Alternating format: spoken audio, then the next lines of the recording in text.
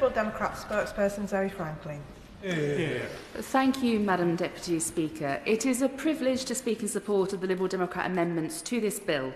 They remain true to our party's tradition of empowering local communities, upholding democratic accountability, protecting the environment and defending the role of local government at all levels. Our amendments, numbering around 120, exist because the legislation as drafted falls short of the government's own declared aim for meaningful devolution.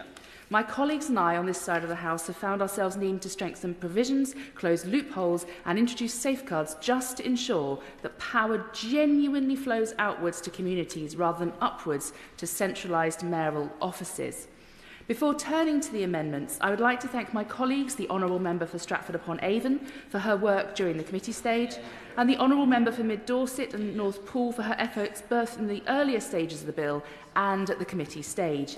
The volume, detail and quality of the amendments they presented and defended have improved the bill and clearly reflect the seriousness with which Liberal Democrats approach devolution. I also feel that as the MP for Guildford in Surrey, it would be remiss for me to not comment on the government's outlining the decisions being led in terms of local government reform by local people and local councils. I can state this has not happened in Surrey. Government has overruled local people who indicated a strong preference for three, have ignored geography and natural place and communities, and have clearly stated the decision was led solely by the financial state of Surrey, which was created by a number of Conservative-led authorities. But I will leave that thought there. As currently drafted, the bill would allow mayors of combined authorities and county combined authorities to appoint unelected commissioners to exercise substantial areas of public service delivery, potentially covering anything from transport to planning, economic regeneration and even aspects of social care. It is astonishing that a bill claiming to devolve power begins by concentrating it in the hands of one individual with the authority to outsource major public functions to people who have never faced a ballot box. This isn't localism, it's not devolution, it is centralisation masquerading as reform. Let me be clear, this is not a minor administrative detail. It is the ability to hand over control of core public services that shape our constituents' lives to someone who has not been elected, cannot be removed by the public, and whose appointment could be based on personal loyalty rather than competence. And we've seen this in the past with police and crime commissioners, where concerns have been raised about appointments of close associates or unelected political allies to influential roles. Even the perception of this is damaging to public confidence in the role. It is extraordinary that the government would open the door to repeating those mistakes on an even larger scale. Liberal Democrat Amendment 85 stops this from happening. It eliminates the ability to make these unaccountable appointments entirely. It guarantees that important public roles cannot be delegated to individuals chosen behind closed doors, safeguarding the integrity of devolution by ensuring power is exercised transparently and by those answerable to the public. Now, if the government insists on pressing ahead with this centralising model, this top-down, trust us, we know best version of localism, then the bare minimum is democratic safeguards. That is where our new Clause 14 comes in. It ensures that an elected representative must carry out any development or delivery policy within a strategic authority's remit.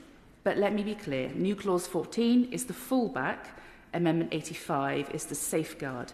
If the government is genuinely trying to create democratic, community-led devolution, we must not allow unaccountable commissioners to be appointed to run major public services. Turning to environmental protections, I welcome the government's concession on air quality. It is a meaningful win for public health. Once again, I thank my colleagues for their work lobbying for this inclusion at the committee stage and the government for engaging so constructively and now including it in the bill. But we are still looking for one crucial assurance from the Minister. Will nitrogen dioxide be explicitly included in these provisions, not just general air quality? Nitrogen dioxide is one of the most harmful pollutants we face. It disproportionately affects children, older people and those with respiratory illness, and I hope the Minister can offer that reassurance today. We also bring forward Amendment 75, which requires a review of financial needs of local authorities in tackling health inequalities. Devolution without actual resources is not devolution, but rather the delegation of responsibility without means to deliver. In my constituency of Guildford, for example, the difference in health outcomes between neighbourhoods just a short distance apart is stark. Life expectancy, rates of chronic illness and access to preventative services varies dramatically. Local authorities cannot hope to address these inequalities without the right resources, data and powers. Amendment 75 ensures that those needs are properly understood and resourced. I also want to take a moment to recognise the work of my honourable friend, the member of Twickenham, who has retabled important amendments on sports provision and the committee system. I thank her for doing so and the government for picking up the committee system amendment. And finally, regarding town and parish councils, for the government that has repeatedly assured me and others of the importance it places on these levels of local government, this bill is surprisingly silent on their vital role. We, as Liberal Democrats, have consistently proposed amendments through the bill process to address this gap, safeguard their role and ensure they are not overridden or abolished without genuine community approval. Parishes are often the tier of government closest to our constituency. Strengthening them strengthens democracy, yet the government has generally refused our amendments.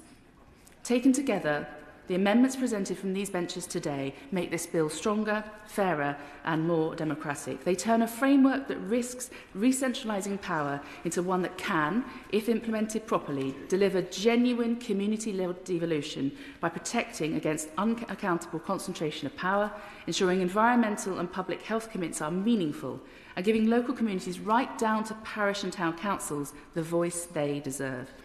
We've already seen that when concerns are raised clearly and constructively, the government can listen, as they did with the committee system and clean air commitments, but there is so much more to be done. If we want devolution the public can trust, devolution that empowers rather than bypasses communities, then we must ensure robust safeguards are in place. Amendment 85 is absolutely central to that effort. It ensures public services cannot be handed to unelected appointees and that accountability remains where it belongs, with the people elected by the people. I urge members across this House to support the amendments I have spoken to today and, above all, support Amendment 85 so that this bill delivers the democratic, transparent and community-led devolution our constituents need. Thank you, Madam Speaker.